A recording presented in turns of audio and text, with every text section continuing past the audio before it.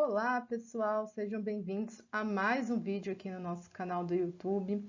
Para você que gosta aqui das nossas aulas, deixe o seu curtir, compartilhe com os amigos e aproveita para se inscrever no canal e ativar o sininho para sempre receber notificação de novos vídeos. E hoje nós vamos dar continuidade à série que nós estávamos conversando sobre tecnologia de aplicação. Então, nós vamos continuar falando sobre os fatores que influenciam a tecnologia de aplicação de herbicidas e hoje nós vamos falar de uma maneira um pouco mais aprofundada sobre as condições edafoclimáticas. Bom, em relação a esse tema, pessoal, então em relação às condições meteorológicas, né, as condições ali no momento da aplicação, elas vão influenciar a realização de uma aplicação de herbicidas. Inclusive, elas podem ali inviabilizá-las. Então, a aplicação de um herbicida, ela só deve ocorrer com temperaturas inferiores a 30 graus, umidade relativa do ar acima dos 60% e ventos na faixa ideal ali de 3 a 6,5 km por hora, ou ainda não superior a 10 km por hora. Bom, estas condições, como a gente pode observar, elas só são encontradas à noite ou antes das 10 horas da manhã ou ainda após as 16 horas. Então, a observação desses fatores normalmente vai indicar que a aplicação lá não deve ocorrer. Mas ali, pela necessidade de rendimento na aplicação de áreas muito extensas, ela vai acabar ocorrendo, mesmo com essas condições. Então, aí o que a gente tem que observar? Nós temos que observar que a interação desses fatores que a gente citou, ela vai ser mais prejudicial do que se a gente tiver um desses fatores de forma isolada. Então, nós vamos primeiramente ali levar em consideração o vento, depois a umidade relativa e depois a temperatura, até que seja feita a pausa ali na aplicação, porque aí vamos ter ali uma interação dos três fatores. Então, a interação dos três, ela é mais prejudicial do que se eu tiver ali apenas um ocorrendo fora ali do ideal.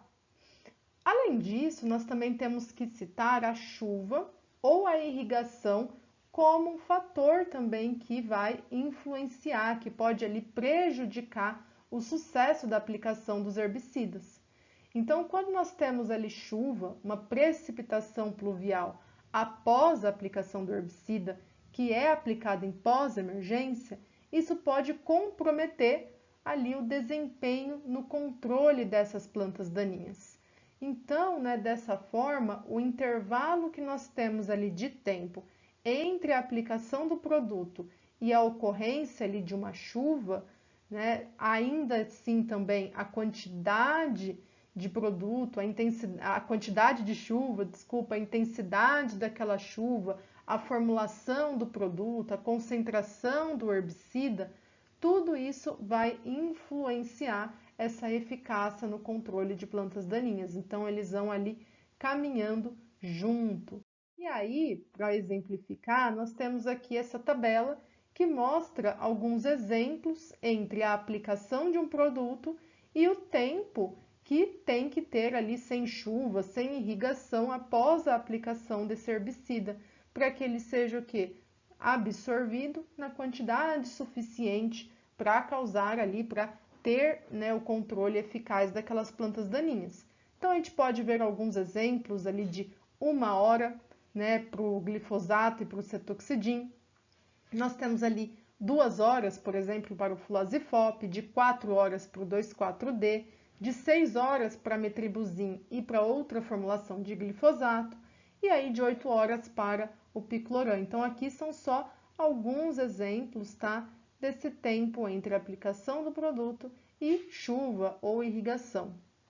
Bom, então a influência desse período ali sem chuva sobre a ação desses herbicidas, ela é muito importante, e ela é tão importante que ela é tema ali de várias pesquisas científicas, de vários trabalhos ali que vocês encontram na literatura, principalmente em relação às diferentes formulações do herbicida glifosato. Então, muitos trabalhos comparando as formulações de glifosato. Então, de um modo geral, o que tem ali se observado é uma maior facilidade do glifosato potássico em tolerar ali menores períodos entre a chuva, né, entre a aplicação daquele produto e a chuva. Tá? Mas isso aí também não é um fator de unanimidade. Então, né, assim, né, mais do que o sal que a gente vai utilizar, a formulação daquele produto ela é ainda mais importante do que isso.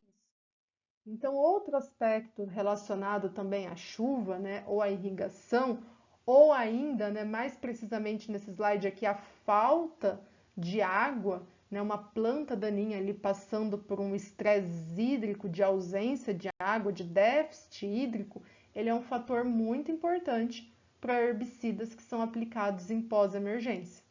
E isso é muito comum de ocorrer aqui no Brasil, principalmente aonde? Nas épocas secas e épocas quentes do ano. Mas isso também pode acontecer dentro de um mesmo dia, tá? Principalmente naquele período entre as 10 da manhã e as 4 horas da tarde. Então, o que acontece aqui? Quando nós temos ali a demanda de água da planta e da atmosfera, ela é suprida ali pela intensidade de fluxo de água do solo para a raiz, a água ela fica ali disponível para as plantas. E aí a planta ela vai entrar em estresse hídrico quando esse fluxo de água não suprir essa demanda para a planta. E aí, a partir, né, desse início do estresse hídrico, da falta de água para ela, do déficit, vai iniciar ali algumas alterações dentro das plantas. Então, uma planta ali sobre estresse hídrico, falta de água, a planta daninha ela vai parar o seu crescimento, então ela cessa o seu crescimento. E isso faz com que ela reduza trocas gasosas com ar e ainda deixe de absorver e translocar os herbicidas que são aplicados em pós-emergência. Então vejam a importância também de não aplicar em uma planta daninha que esteja passando por déficit hídrico. E aí, por essa razão, pessoal, que mesmo ali que o equipamento de aplicação, né, ou que a gente utilize ali algum aditivo na cauda para proporcionar uma aplicação em alguma situação adversa, nós ainda temos que observar se a planta daninha alvo, ela vai ter condições ali de absorver aquele herbicida, tá? Porque às vezes, né, isso vai causar o quê? Uma falha de aplicação. Mesmo que o pulverizador seja ali o mais moderno e que ele esteja ali certinho na forma ali como ele foi regulado. Se aquela planta estiver passando por um déficit hídrico, isso sim pode causar ali falhas na aplicação. Bom, em relação ao vento, né, quando a gente pensa no vento, né, às vezes a gente acaba tendo ali uma reação, né, de quando pergunta ali qual que é a melhor situação de vento numa aplicação e dizer que seria a ausência de vento. Né? Mas isso é uma forma errada de nós pensarmos, né? Uma impressão errônea, porque o vento, pessoal, ele é muito importante também, porque ele vai empurrar as gotas menores de herbicida, tá? Aplicados ali em direção ao alvo.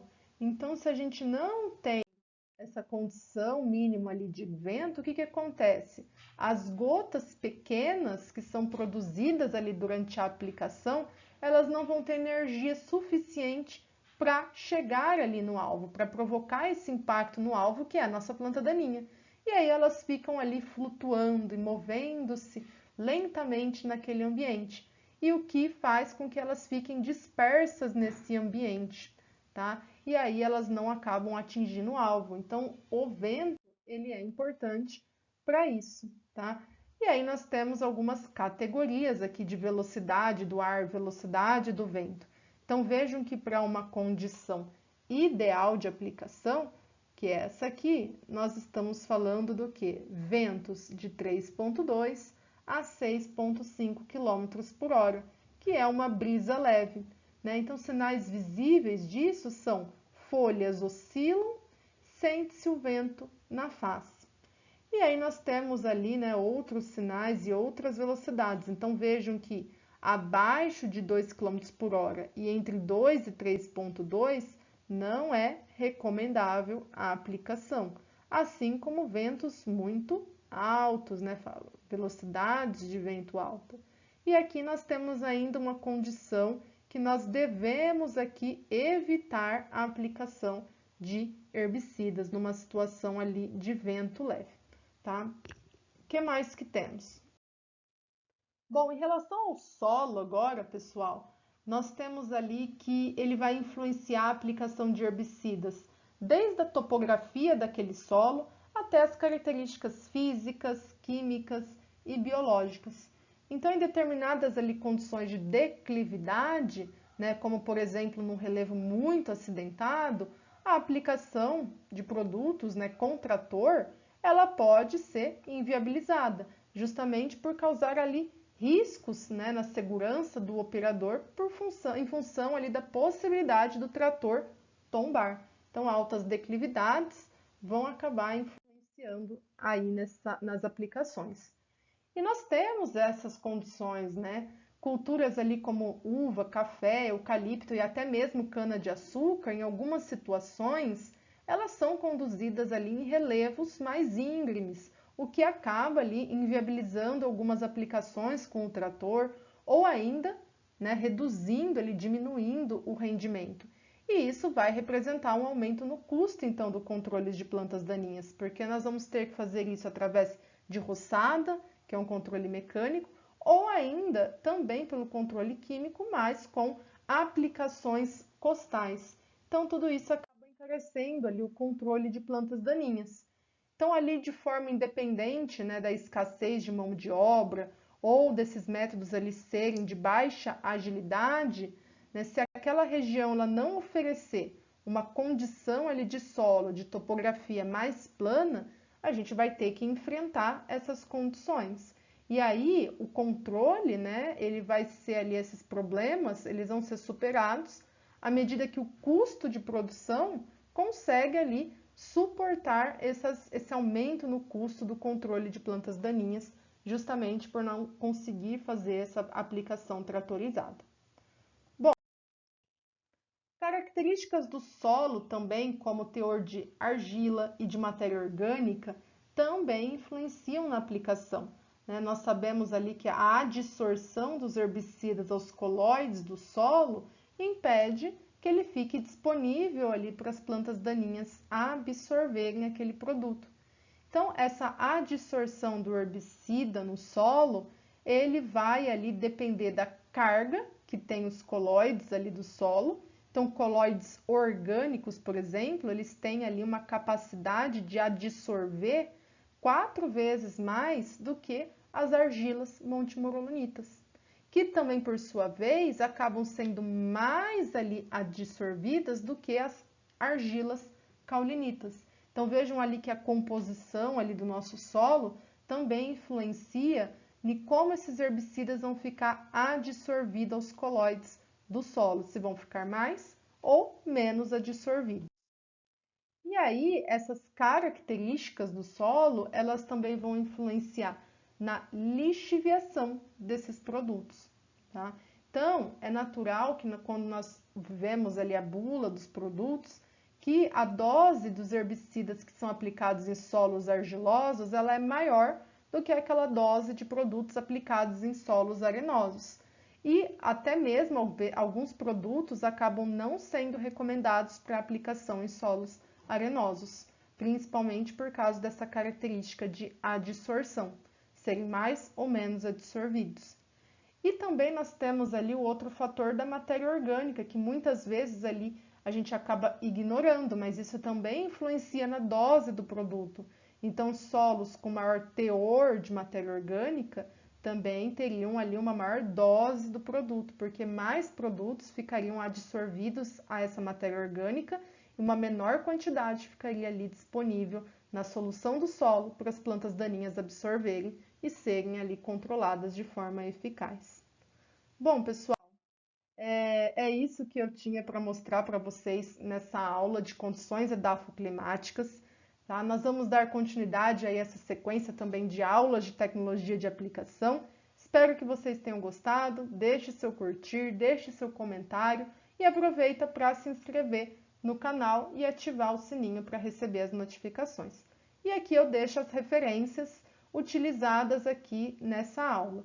Então, até mais e até a próxima aula.